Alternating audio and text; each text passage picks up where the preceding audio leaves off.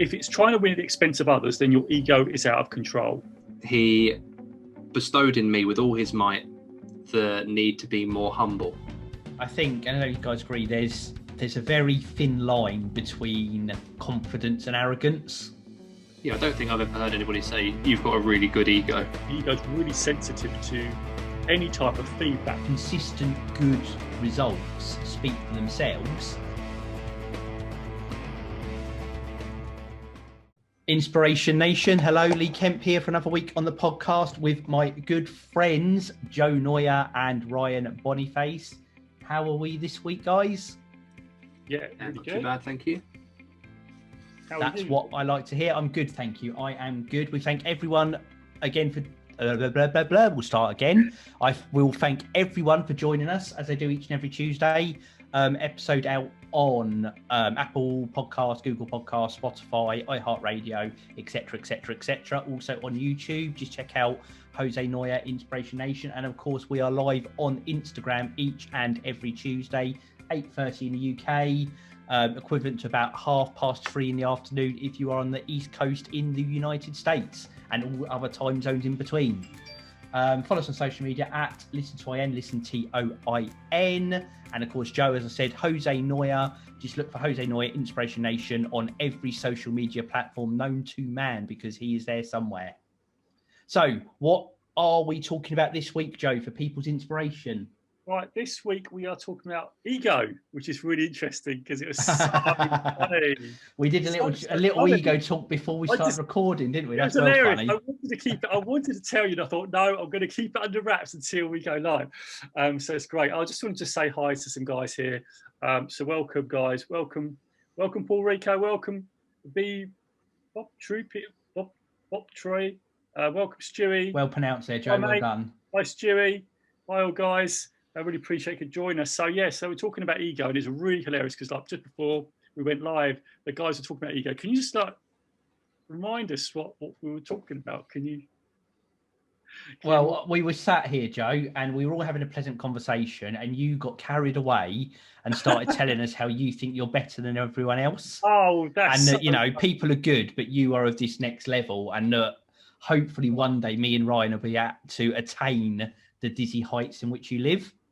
Is that how you remember it, Ryan? Pretty much, mate. Yeah, that's it. Yeah, that's what I thought. I can't believe I'm getting ganged on. Ganged on? That's a word. Bro. Be careful what you say.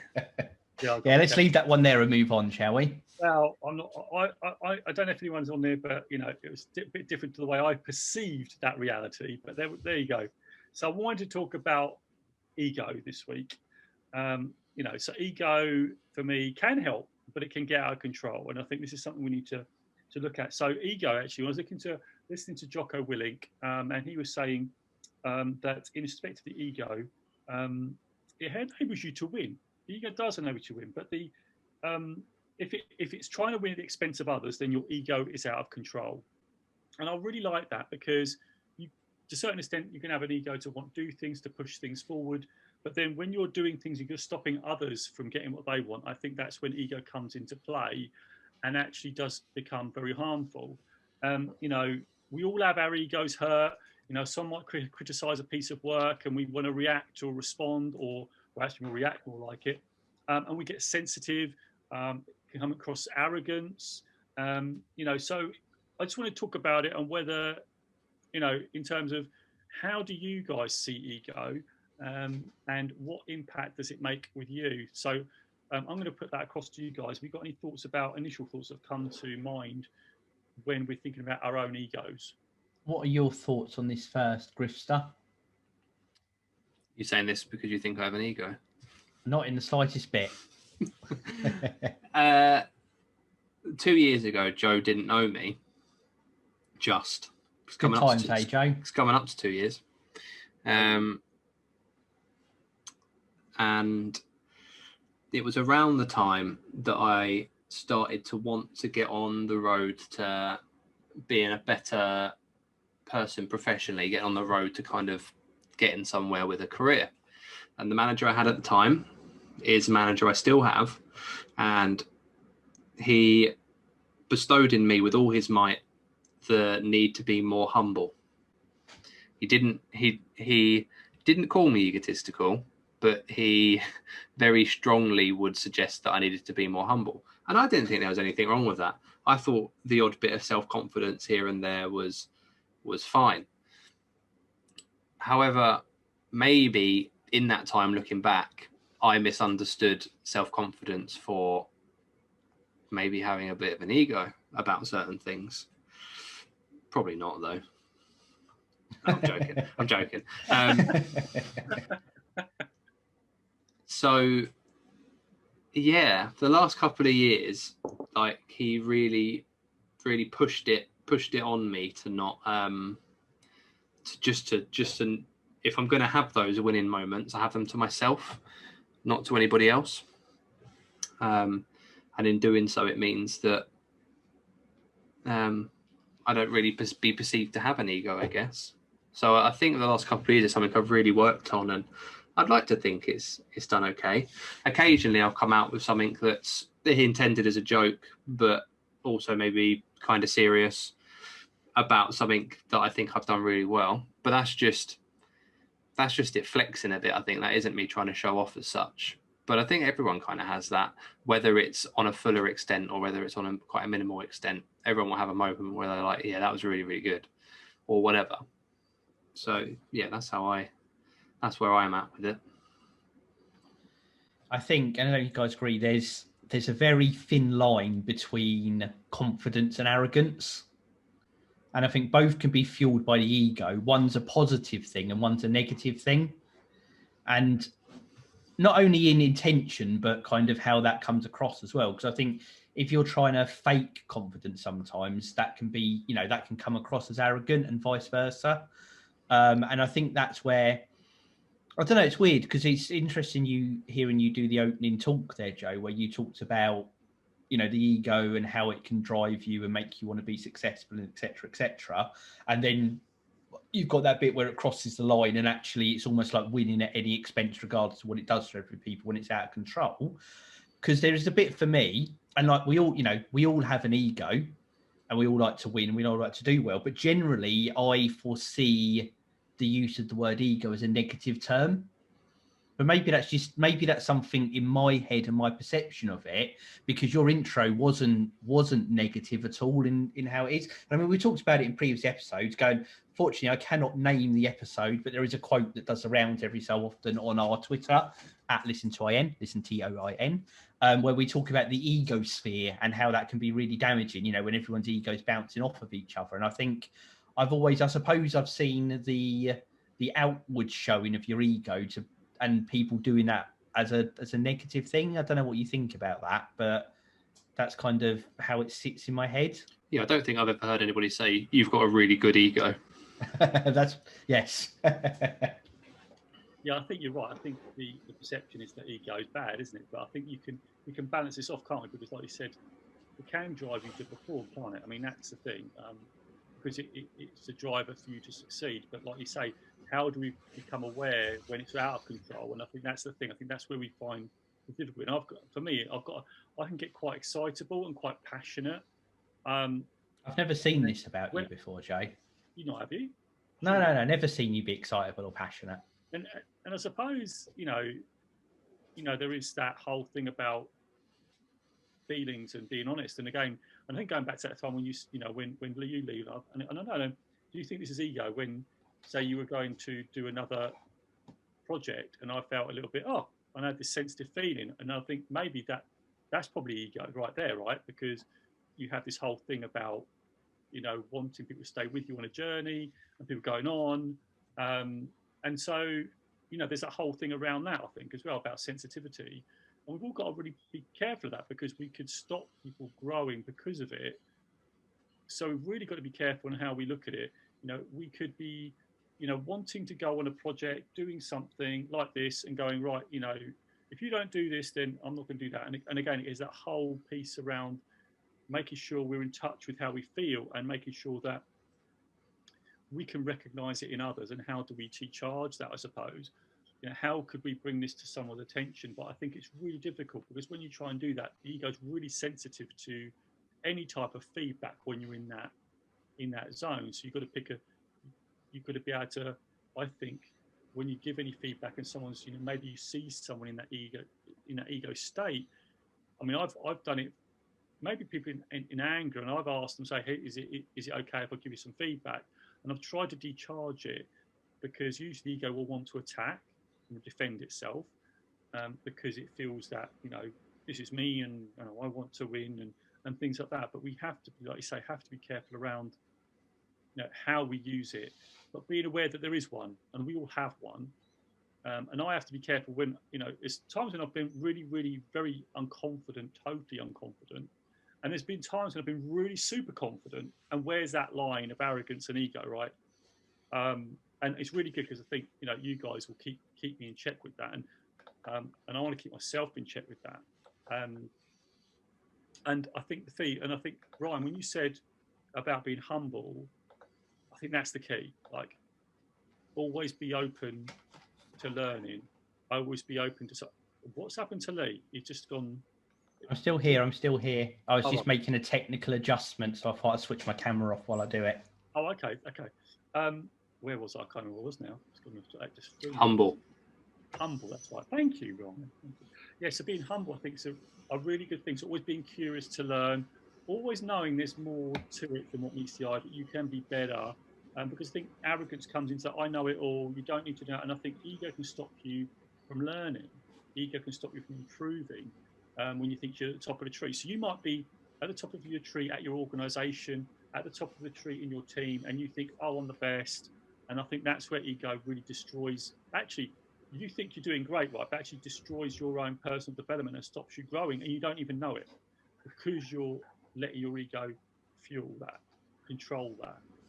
And I think for me, it's like, how do we get there? So I'd really hope, as Ryan, Griffey Bon, and Lee that listen would drain me in, right? Would say, Joe, you might want to check that. And I'd hope I have enough self-awareness to go, yeah, you're right. And I'm learning that all the time, because sometimes I'm trying to decharge from emotion, trying to look at it from the perspective of, okay, what's the learning in here for me? So for me, ego can stop that learning. Ego can stop that progression. And I never want to stop growing. I never want to stop improving. And this is over this last 3 years to talk about, I want to continue to improve. And I think we've all got to stay humble. Now, all the sort of interviews and podcasts I've listened to, all the content, people who do great things are humble. They're pretty humble. There are people that aren't humble, right? And they still do great things as well. So there is a balance to be had. But I tend to connect with those who are very humble, and know there's more to do, more to grow, have that sort of thing about them. But that's really my view on ego, and how we can sort of look at it as a bit of fuel to get what we want to do, but making sure that we're aware that it's there and that we can control it in the right times. Have you guys anything to add to any of that I've said? Is anything that triggered anything for you guys on that? I think the humble thing for me was what Ryan said. I think that's a really great way to decharge it, if you can just remember to be humble. But anyway, I'll throw it over to you guys.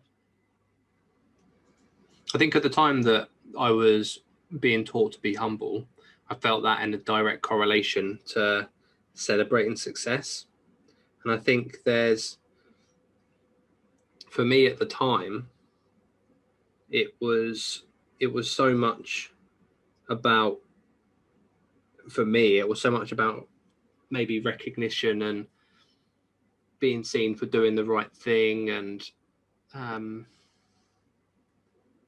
wanting to impress maybe at the time, because I wanted to get on that road to start kind of improving in myself and kind of moving through steps to get kind of further forward in my career, if you like. That it was almost like, did you see how good that was? I never saw it as an ego flex. It was more of a, did you see that, to be able to acknowledge that, to understand that that's good, so you haven't missed it, I think. But I think at the time I probably overindulged in ego flexing, if you like. Yeah, that's probably. Like I said, and there's a risk in that, because like you said, with your intention wasn't to be in everyone's face and, look at me, look at how great I am. It was more like you said, you want to make sure people know what you're doing so that it doesn't go unnoticed, which makes sense. But like you said, it's just then how it's, which you've obviously learned as you've gone through, is that confidence to let your results speak from itself rather than to kind of having to thrust it in front of people's faces, so to speak. Yeah, I think as time went on, the things I did and the things I got involved in pushed me along that road more than the results that came off the back of them. But the results that came off the back of them helped support the next thing. So it was just, as you suggest, it was just letting those things happen, and then it just kind of snowballing from there. And which is and now I'm scared about confidence.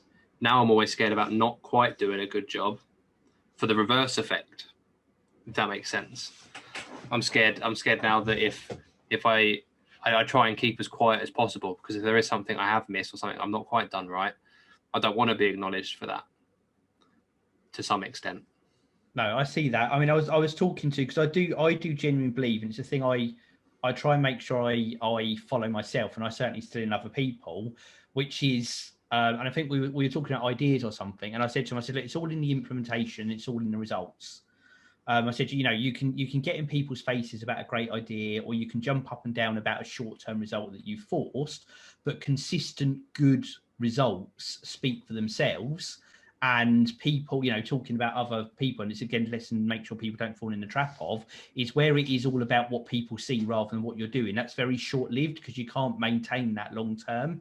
And actually, it's someone I work with now who probably 8-9 years ago, I had this discussion with them for the first time, and we were talking about it, where they and someone else were like in a split role, and the other person was very much strategizing, making themselves look good in the role. And the person who comes to me for advice, I said to him, look, just let them carry on with it. Don't worry about fighting it. Just do what you do. Deliver, implement stuff, do it in your way, and just focus on your results rather than having to fight, the games and the strategy and whatever else. And it happened that way. The person who's doing the strategizing probably lasted another couple of months in the role because they burnt themselves out because all their energy was going the wrong way, and the results were there, which again was, and it was easy. It was it was stamping on, it was an ego thing there. There was someone with an ego channel, pushing the results so they look good. That was pushing on someone else because it triggers that reaction, and it was just helping to dampen that out. And I think that results thing speaks for itself. It's obviously worked for you, Ryan, because it's not dampened your trajectory whatsoever by taking that approach through stuff. And I find as well, back on the humility thing, and it's quite funny, me and one of my kids have a little bit, for whatever reason, one of our little phrases we use between us has just become be humble. So whenever, like, if we're playing a game and whoever wins, it's always just like, be humble is the phrase that you do when you win, which keeps going through my head at the moment. But I always find it's important when you're, if you're in a room and you're in any sort of directing capacity, or you're just a member of a team, almost consciously diffusing your ego and not giving people reason to feel intimidated or challenged or stuff like that does wonders. Because sometimes if people perceive that you've got a strong ego, or you're gonna, to use a horrible boardroom phrase, throw them under the bus or something like that, they will instantly be defensive about anything you suggest or want to do or anything else because of that perception. Where if you really diffuse that, you welcome people's ideas, you do, you're conscious not to show those negative sides of the ego thing. I find it's a lot easier to get stuff done and get on with people and welcome ideas, because it does, as it's built to, it can come across as threatening to people otherwise, which again I think is where I see that potential negative connotation on it outwardly, which is a bit of a ramble of thoughts there, but it's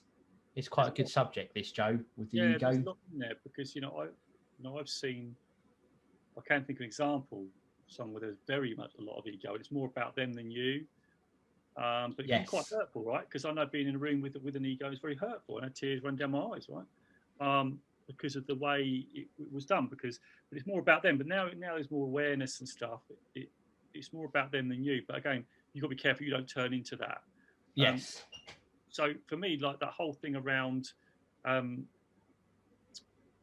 being humble, and that thing about when you're in a room and you're maybe, in a position of power, I think and I don't think what you guys think, but I know when I'm training, when I'm running up coaching or anything like that, I tend to, because when you're training, people tend to look at you as the expert, and I tend to want to say that, that of course, yes, I've got this knowledge, but I'm still learning, and I think there's not a lot to say. There's a lot of vulnerability. Someone raised a good point to accept that, and I think showing vulnerability in those situations really does help.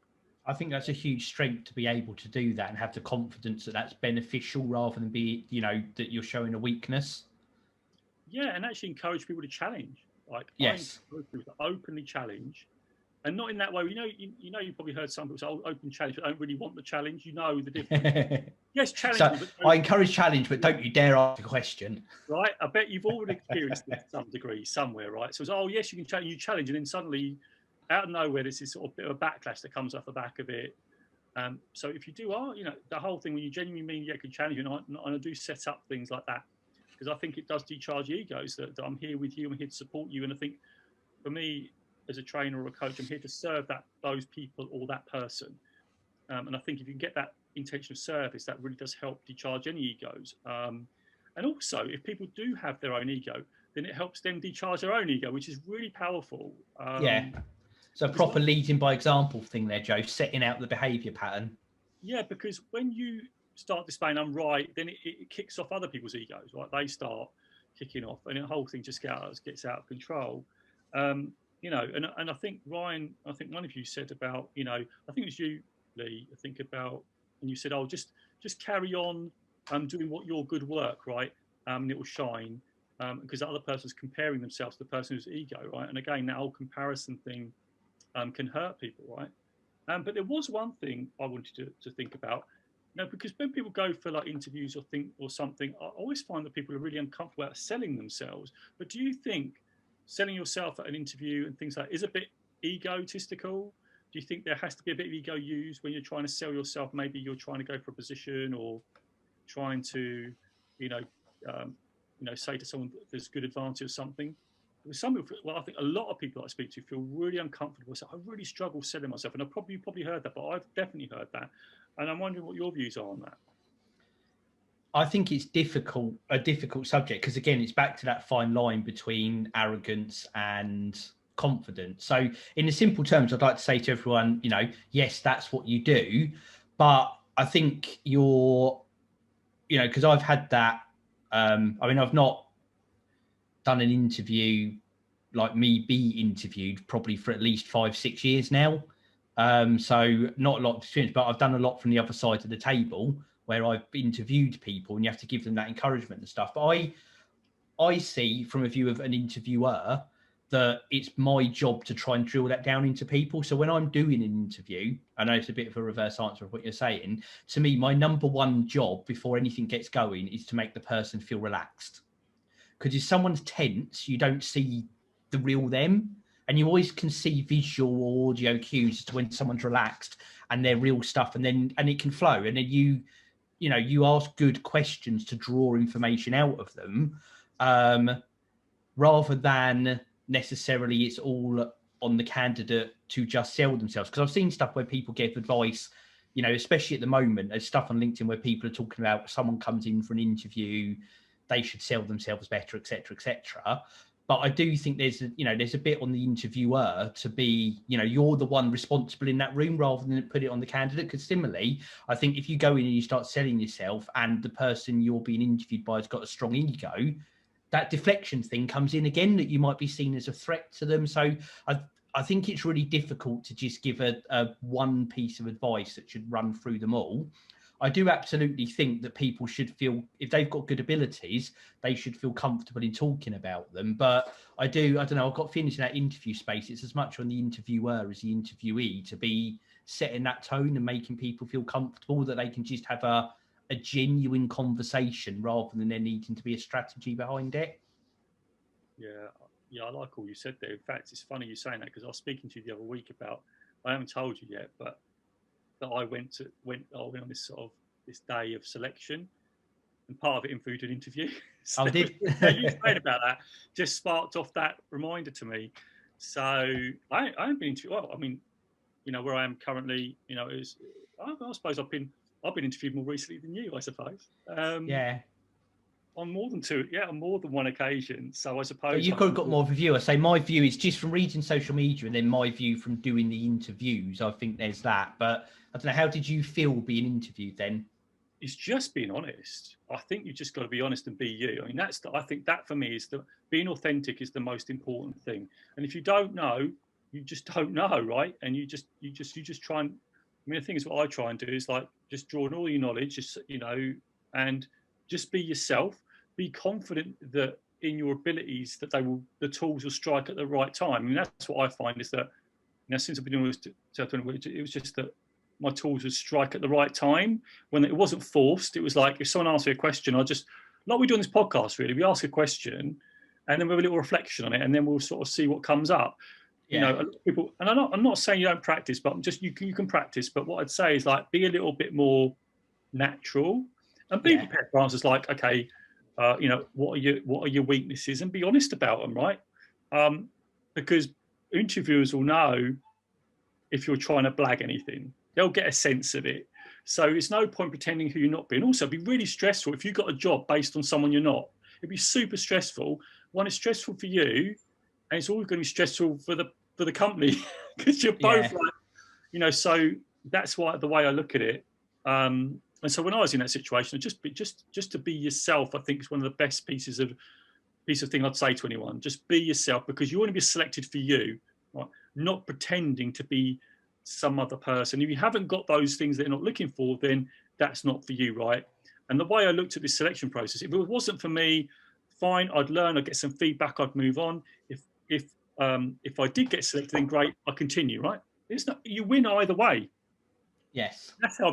So you win whether you get it or not. You win. So if you get an interview to success, if you get what you're aiming for, then great, you get a win. If you don't, you get feedback and you win anyway, because you're going to get better. You're going to get some feedback off the back of it. So you don't ever lose. In my book, you don't ever lose. It's just a learning strategy, and actually, you learn a lot more from not getting stuff than you do. And we've talked about that before on the podcast. So what's one thing we want to talk about actually, and I don't know what you thought about this. I don't know how much time we left. How much time we left, guys? We got time for one more little indulgent question, Joe. Okay. All right. So guys, just on the Instagram, if you want to post a question, please feel free. Will and Riley, I know you've joined. No, don't apologise for being late. No need for apologies here. Just continue. It's great to see you here. Come on. There's this thing called PI. Have you heard of it? Called Performance, Image, and Exposure. Like an apple pie or a... Yeah, well, it stands for P for performance. Okay, carry on, Joe, carry on. See, I don't get the comedy. I'm still practicing. It's bad comedy. There's nothing to get, really. So when you said about Ryan performing or any of us perform, really, there's a really interesting thing, and it's on the internet, actually, and it's called... what's the guy's name? Modo, is it? What was his name? Please bear with us, listeners, while Joe collects his memories. Mondo Frank. I remembered that I couldn't remember the guy. So essentially, it's three keys to career success, and he talks about PI. One is performance. So it's your performance, your day-to-day work. One is your image, what people think of you, and the next one, the biggest slice of the pie, is actually exposure. So when you're talking about, people know what you do, because sometimes. I don't know what you guys think about it. Sometimes you can do a lot of work, but it actually doesn't get seen unless people are actually looking for it. So there is that thing of I believe in networks. I believe in that. So it is sometimes actually not saying, hey, you're the best. It's like saying, this is the work I'm doing. There's I think there's visibility needed about what you're doing, because that's the exposure. Now, it's not the performance that gets you that next career step. It's not the image. It's the biggest slice of the pie is the exposure, which I thought was pretty... For me, that was quite an eye-opener, because I always thought it's about performance, right? But you could be a brilliant performer, but it's so good, it's working like seamlessly, but people just see it working as working. You know what I mean? Yeah. Because, and I know we've come across it, but people, love things when they're working, right? When it doesn't work, that's when people pick it up, right? That's when, oh, it's not working now, right? Why? And then there's a whole inquiry, right? But when it's all working smoothly, oh, that's good. It's like magic. It's like electricity. You just switch it on, it's working. But when the electricity's off, people notice, right? So I think I know that exposure is a real really important thing, but it's doing it in the right way without that ego. Do it in the right way to say, like, feedback to your the person you've got responsibilities for, right? Everyone's accountable to someone, right? So it's having that visibility. Even this week, I'm involved with a project with Mark Drager, and even this week, his visibility, and like he's like leading this thing, his visibility is like pinging us an email once a week about what's going on, and it's lovely, right? And it's about that, I think, about that exposure. But I'm going to throw over to you guys. I know we've got about 7 minutes left. What are your thoughts on that? I think there is always that risk, like you said, Joe, that people, if it's working, no one questions why it's not working. It just gets carried on. And sometimes the good work can get missed if stuff just works too well. And then I think the further risk is that if someone doesn't find, I remember we used to refer to it as where people's bar is set. And this is going back, I don't know, maybe 15, maybe more years in my working life, where, you'd be in your team working away and you're doing your good job every day, and it just becomes expected because it's what you do. And then someone who might be a bit more troublesome does something a bit above what they normally do, and they're praised to the hilt for it, and I get from where I am now as a leadership position, that's what you do. You keep, you encourage, so people keep getting better and better and better. But I remember then when I was like working alongside that person, that it would frustrate me that almost like they get praised for doing something that I did every day because it just went unnoticed. But that doesn't necessarily mean, and this is the way I see it now, is ultimately when the chance came on to move on, and actually this is where I then moved into the department that you were working in at the time, Joe. My name was on that list and that person's wasn't, because I think sometimes it can get seen behind the scenes as well. But you've got to be in a place where the leaders are in tune to that to be able to see the performance. Because I still do think there's a risk that if you try and create that exposure for yourself, it can blow up in your face. Yeah, I think you've got to do it in the right way, right?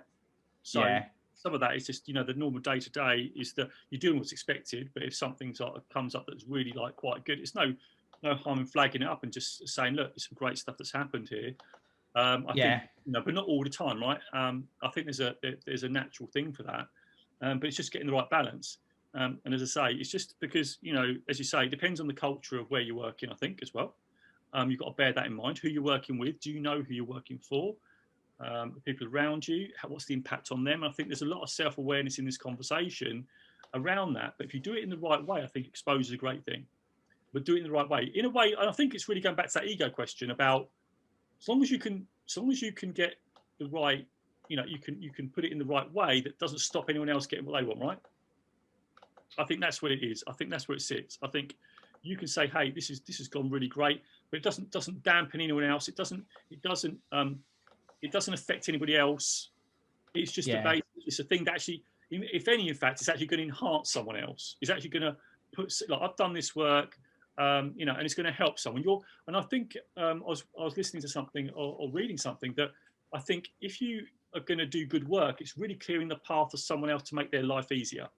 And I think that's a type of good exposure, like, that you don't really need to talk about much either, because you're making someone's life easier. And if they can see they can usually feel it in their work and everything, then I think you're going to get great exposure anyway. And I think things like that, I think, really work well. So making the path easy, whether you're working in a team, whether because we're all accountable to someone. So whoever we're accountable to, can we make their lives easier? And I think that would be the great exposure. I think you're absolutely 100% spot on with that. You're preempting anything on that. Go on, Lee. Go on, you going to say? No, I was going to say, just conscious on time before we wrap up. Haven't let Griffey get a word in edgeways for a second. So any last thoughts from you on that, Ryan, before I go into my closing spiel? Not on that last one, mate, no. I'd like to just wrap up, just to fess up at the start. It was more me being more egotistical than Joe. But actually, in all seriousness, Joe, and I've taken on board what you say, because we all do have room to grow. And I actually think, reflecting back on it, I need to work on my modesty, because I think it holds me back sometimes. Wow. Wow. I'm far too modest for my own good, I think. That's my Oh, there it lands. There it lands. It took a while to get me there. There's a joke there somewhere. And I was like, where is it? Well, you know me writing jokes. I have to be explained to me. And Joe, we've lost you now. We've lost it. That's what happens. Yeah, I completely fluffed that one up, which must mean it's time for me to just quickly say to everyone again, thank you very much for listening. Those joining on Instagram, we appreciate it, along with all the interactions and the waves and the hearts and everything else as well. Join us each and every Tuesday, 8:30 GMT on Instagram Live. That is through Joe's Instagram, Jose Noya-Inspiration Nation. Catch us on YouTube, again, Jose Noya-Inspiration Nation. And of course, Apple Podcasts, Google Podcasts, Spotify. I'm going to stop listing off the podcast players because I trip over it every time. We're on them all. That's where we are. Hit subscribe, leave a review. We appreciate each and every one of you listening, and we'll be back again next week. I will count us down. 3, 2, 1. Inspiration Nation. Catch you guys later. I hope you enjoyed that video. A massive lesson from this is just making sure we keep our egos in check so we can continue to learn and grow. I'd love if you checked out these videos over here. These are our other Inspiration Nation podcast episodes. I think you'll absolutely love them. And don't forget to subscribe. That'll mean a lot to me. And don't forget to hit the bell because that'll tell you when another video goes live. So until next time, Inspiration Nation, and I'll see you over there.